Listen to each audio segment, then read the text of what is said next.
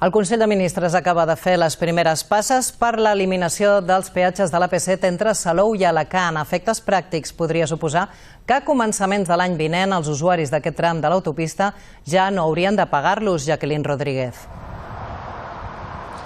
Doncs així mateix, el Consell de Ministres ha donat llum verda a l'aprovació de 4 noves licitacions pel manteniment de l'AP7. Recordem que el proper 31 de desembre finalitza l'actual contracte amb Aumar del grup Abertis i per evitar que aquest contracte finalitzi sense tenir previst el manteniment de l'AP7 obren ara 4 nous contractes per un valor aproximat d'uns 129 milions d'euros. Per l'executiu això suposa un pas endavant amb el seu compromís d'alliberament dels peatges. De fet, el tram de peatges entre Salou i Alacant podria desaparèixer. Foment ha anunciat també avui que els contractes actuals dels treballadors d'aquest tram de l'autopista se subrogaran.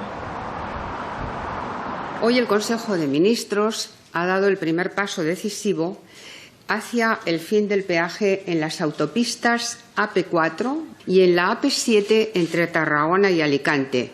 Hemos aprobado la licitación de los contratos de conservación y explotación de estas autopistas, cuya concesión el Gobierno ha decidido no renovar.